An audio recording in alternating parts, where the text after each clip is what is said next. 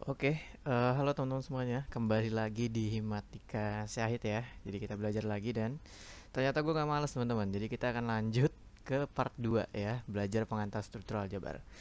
Jadi pada episode kali ini ya, kita akan belajar terkait pemetaan. Nah, di pengantar struktural aljabar tuh lagi-lagi kita review. Karena memang materinya tuh udah ada di Matdis atau enggak di pengantar analisis real 1 ya, itu udah pernah dipelajari.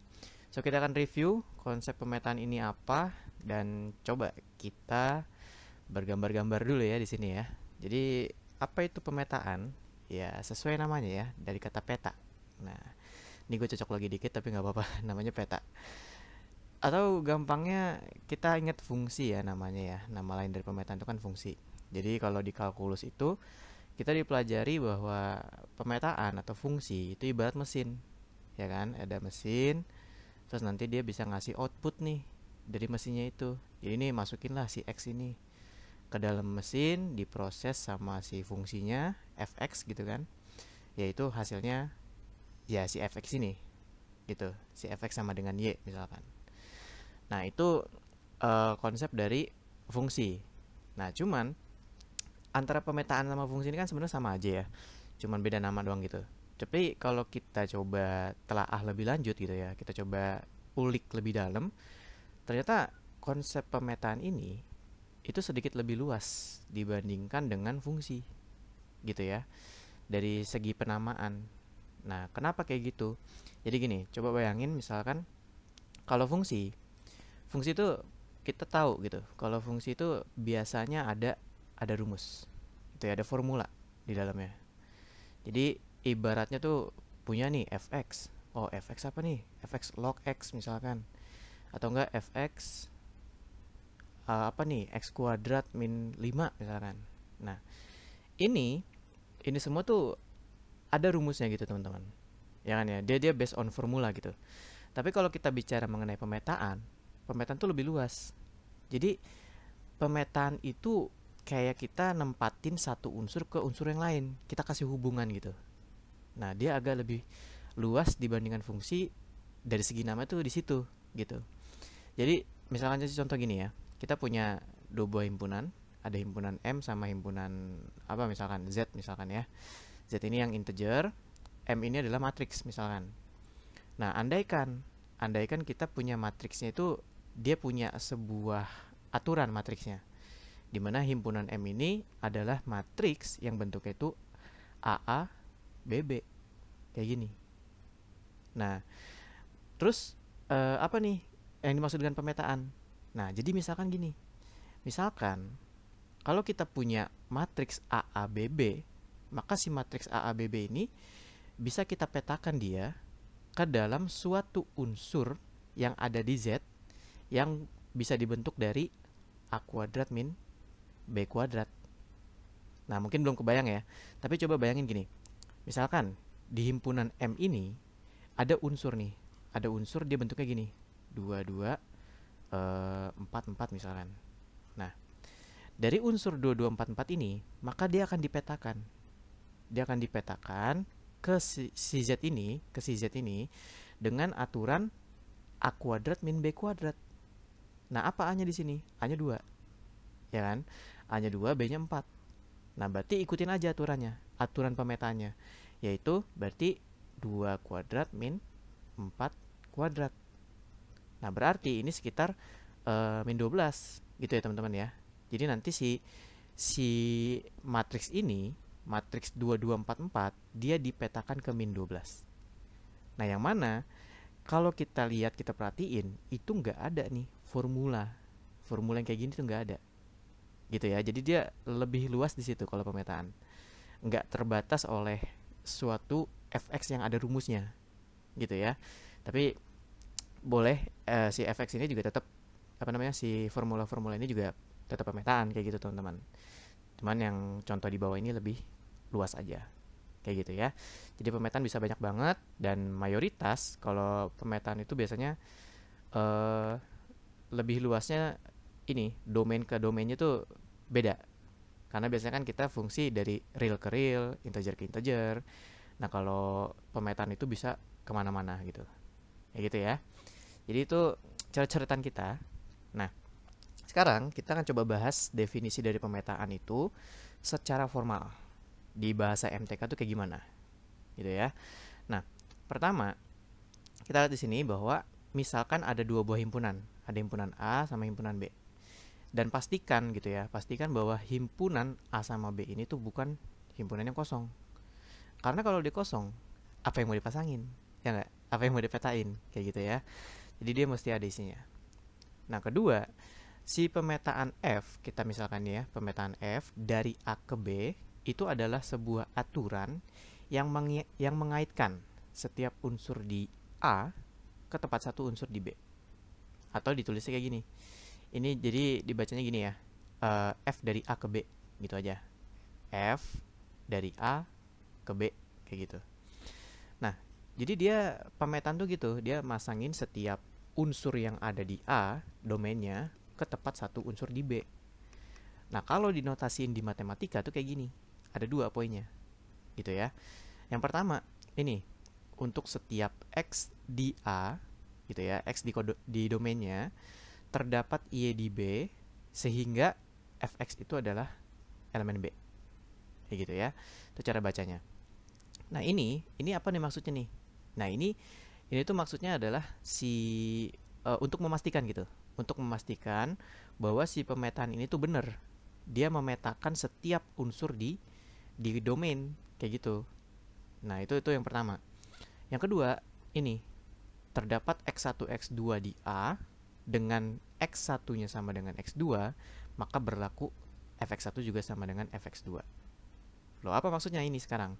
Oke, jadi maksudnya poin kedua ini itu mengatakan bahwa kalau kita bikin pemetaan, maka wajib banget hukumnya satu unsur itu berpasangan dengan satu unsur.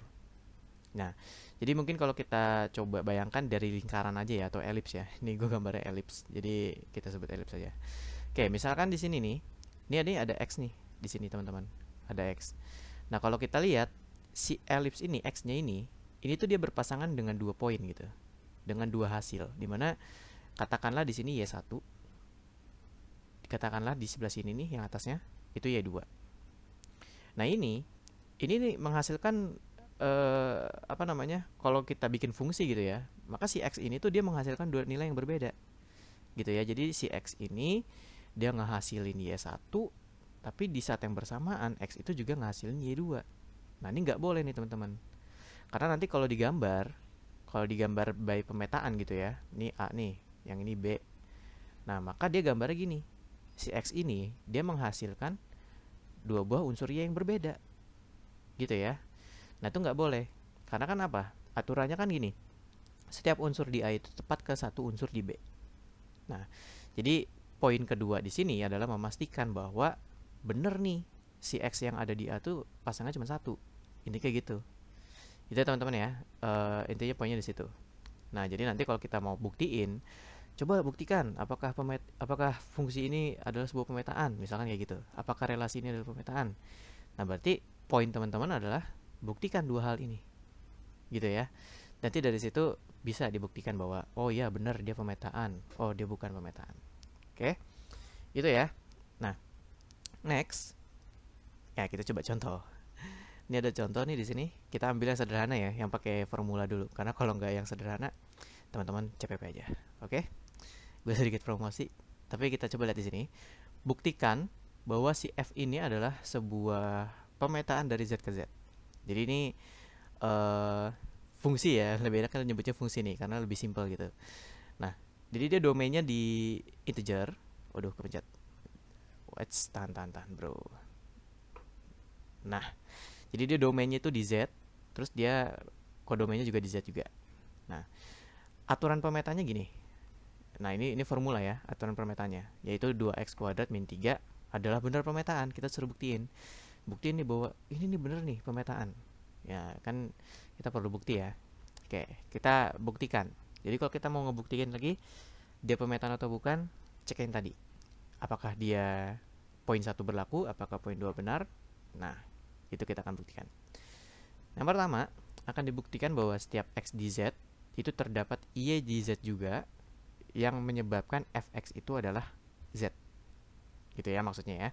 Oke, kita coba buktikan di sini. Jadi langkah awalnya adalah ini.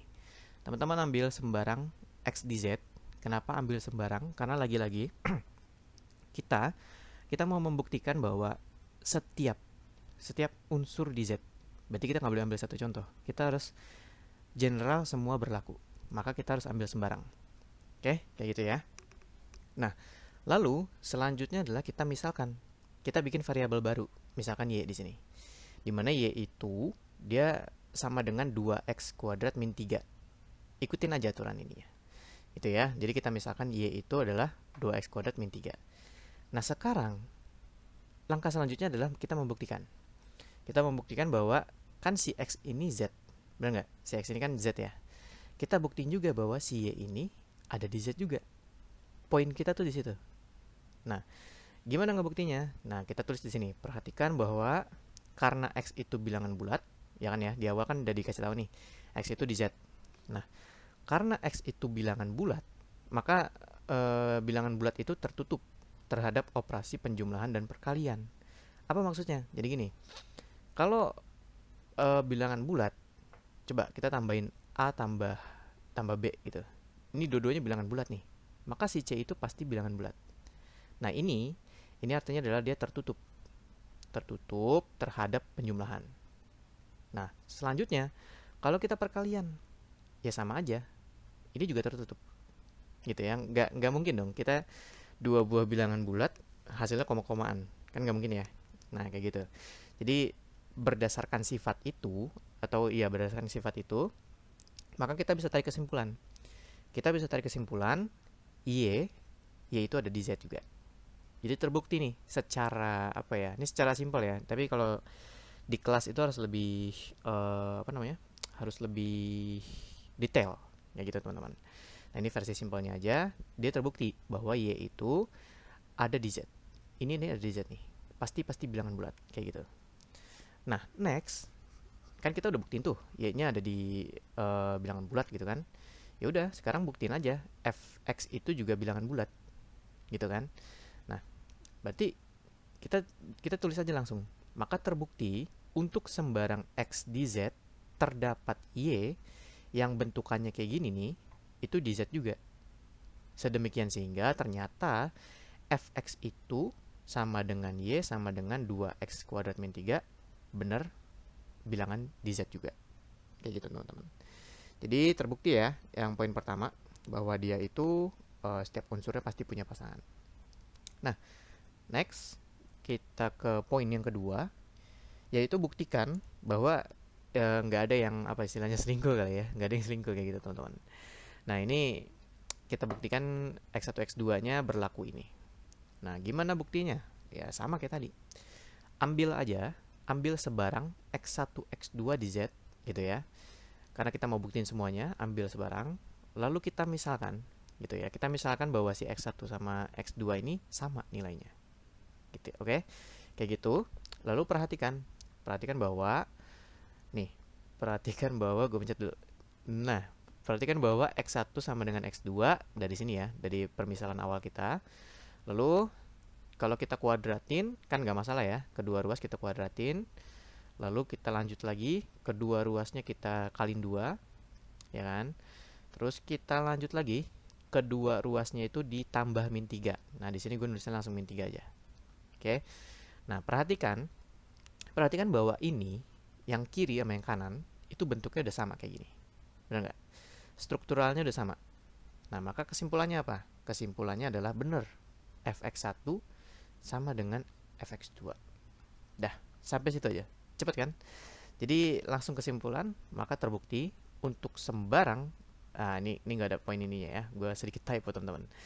Untuk sembarang x1 x2 di z dengan x1 sama dengan x2, maka berlaku fx1 sama dengan fx2.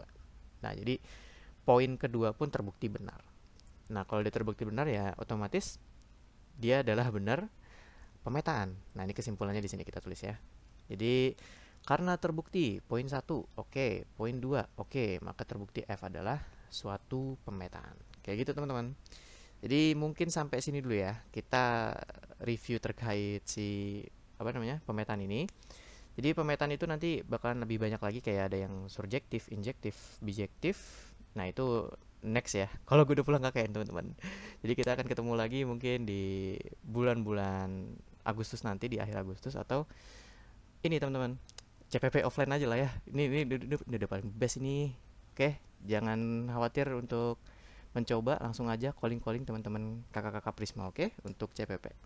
Sekian dari gua. Terima kasih udah menonton teman-teman. Sampai jumpa lagi di video selanjutnya ya.